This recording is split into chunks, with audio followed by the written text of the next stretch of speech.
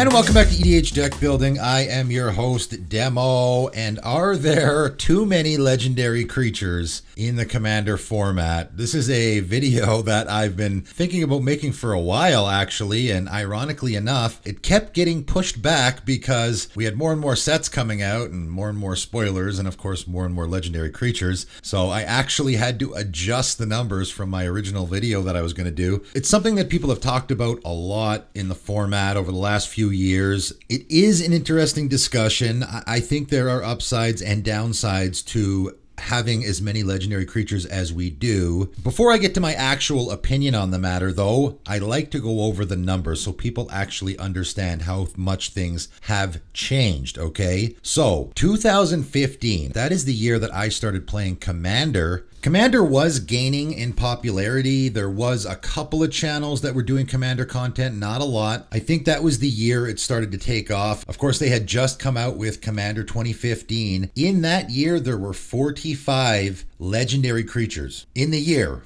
by the way, I'm not talking about from one set. In the entire year of 2015, 45 legendary creatures from my count. In 2016, 50 legendary creatures, and that's including C16, of course, which was a really big Commander set, had over 20 legendary creatures. So including C16, we had 50 legendary creatures in the entire year of 2016. In 2017, we went back down again to only 44. In the entire year of 2017, 44 legendary creatures. However, this is when I think we kind of started to notice a power level increase. At least that's what I noticed. This is when I think they really started to focus more on the Commander format, but I think they did it in an incorrect way, where rather than making interesting commanders, they just started making really powerful commanders that people wanted to go after. I think that was a mistake. 2018 is where they really went to town. 103 commanders. This is where we saw a big jump.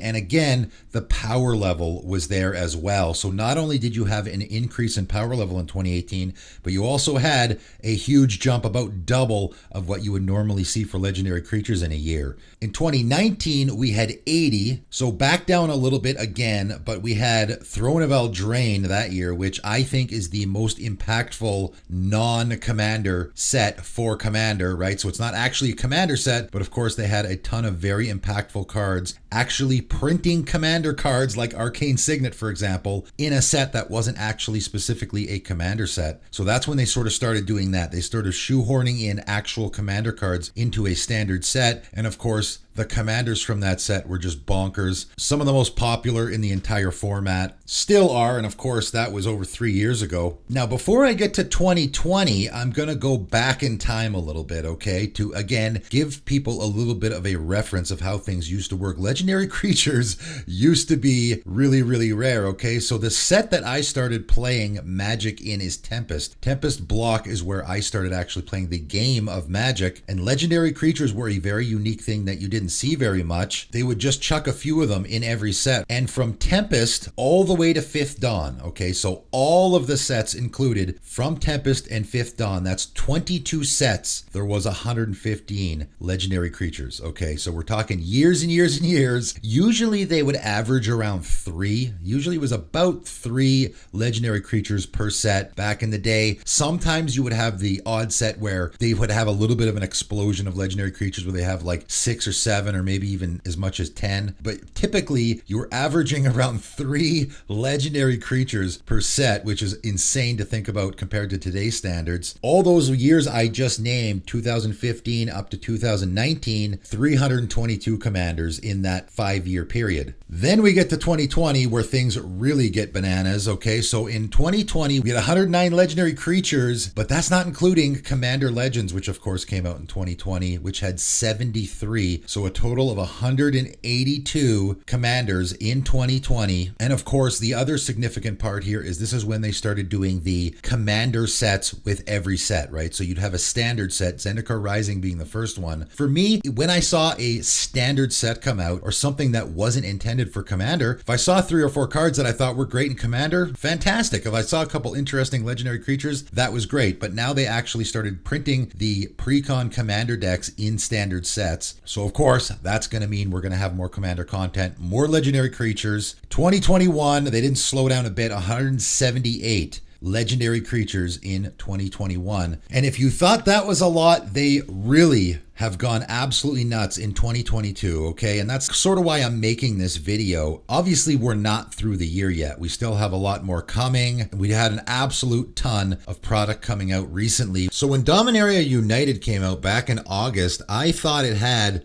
72 commanders, which would have made it second all time. It's actually 75. It's even more than I thought. So that means Dominaria United has the most commanders ever from a commander set. But then right before that, we got Battle for Baldur's Gate, which had 69 commanders from it. And I'm not even including the backgrounds there, only the background commanders. So that means in just a few short months, we got a total of 144 new commanders in the format. That is insane. And again, I was preparing to make this video after Dominaria United came out, and I wasn't including all the other stuff that just came out. We have Warhammer 40k, right? The Warhammer 40k commander decks that came out right after Dominaria United. That's another 24 commanders. We have Unfinity, for which there are 11 commander legal commanders from that set. And for those who don't know, we also had the Transformers legendary creatures dropped on us recently. They're going to be coming out in Brothers War, I believe. 15 of those, and those are all legal commanders in the format. So that's 15 more legendary creatures. So far this year in 2022, we've had 281 commanders, and we're not even done the year yet. Again, if you look at Tempest all the way to Fifth Dawn, only 115 from 22 different sets. Now, I know it might sound like I am complaining about this. I mean, no one can disagree that this is an incredible amount of product alone, and then also stuff that's targeted at commander players. Clearly, that's why they do so many legendary creatures. It's a lot to digest, for sure. Now, I'm going to look at the upside of this, okay? I know a lot of people don't like when I complain on my channel, so I'm going to look at the upside of having this insane amount of legendary creatures printed in the last few years. Upside number one is variety. And this is something that I actually really love in the commander format. Of course, I have my Underwhelming Commander series. One of the reasons why I do that series is I'm trying to help people out with using some of these underwhelming commanders, obviously, but also I want to see diversity in the format. I don't want to show up at a table and everyone is playing an Atraxa deck. That's not particularly fun for me. I want to see different decks, right? There was a certain period there, and again, I'm going to point to like 2017, 2018,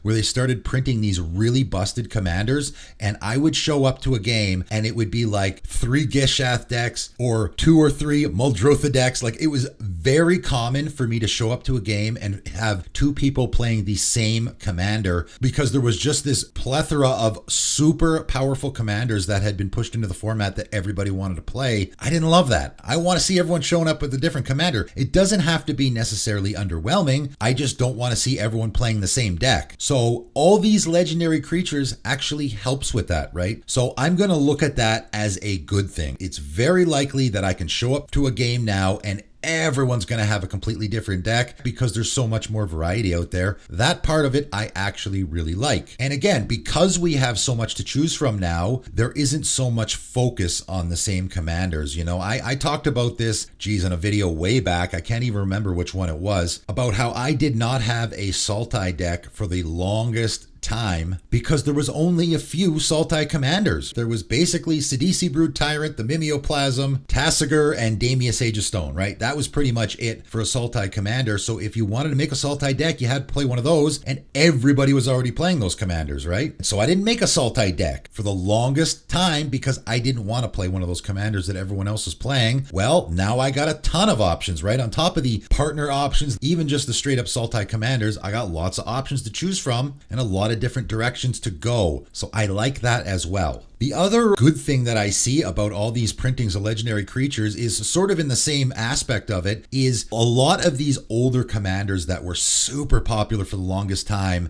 and you, again, couldn't really go after unless you wanted to be a target in any game, are now being pushed down in popularity. You don't really see them anymore. So it's actually making it available to players like me that have been around for a little while to go after these commanders that we couldn't really go after before. So for example, Sidisi Brood Tyrant, which was, you know, when I first started playing, a feared commander that would make you a target if you showed up to a casual table with it. It's still pretty popular. It's got over 3,000 decks on EDH Rec, but it is 7th most popular just in Sultai colors alone, and it used to be one of the most popular commanders in the entire format, right? So now that's a commander I can go out and make a Sidisi deck, and if I show up to a table, I don't think anyone's going to care, right? In fact, you might even run into some newer players that never even seen it before. Mael the Anima, another feared commander when I first started playing the format that, again, when you showed up at a table, people would be terrified. They would be like, don't let them use that ability, don't let it tap and get that giant, Avacyn or whatever into play. That was a feared commander. It has really lost a lot of popularity. Again, just in Naya colors alone, it is 11th most popular and used to be one of the most popular commanders in the format, only currently a little over 1,800 decks on EDH Rec. So again, this is another commander that maybe for someone that's been playing 4 or 5 years, it would have been really hard to make that deck a while ago. Now you can show up to a table and I don't think anyone's going to be fearing that at all. For me personally, I've always wanted to make a Derevi deck. That was a deck for me that, I don't know, just what that commander is doing just really suits the kind of decks that I like to make. And that again was a super popular, super powerful commander. It was the most popular Bant commander for the longest time. It is now the 5th most popular Bant commander. Still has over 3,400 decks on EDH Rec. That's quite a bit. But again, that's another commander that you would see all over the place in the format when I first started playing. And now I might be able to show up at a table with a Derevi deck, and not only are people not really going to fear it at all, but you might even have some people that might never have played against a Derevi deck before, right? So that can be a good thing. I see that as an upside where we've had so much saturation of legendary creatures that some of these older, used to be super powerful commanders in the format, you can now sort of play that commander without getting a whole bunch of focus on you, right? Without becoming the target in your casual commander game. So I'm looking at the upside of this. Are there too many legendary creatures? I mean, I really think they are going completely bananas here. I think they've been going overboard with the commander content in general. I think everyone would agree with that. I'm trying to look at the upside here. Having more options can be a good thing. I think they're shooting themselves in the foot a little bit because, like I said, all this stuff that's coming out right now,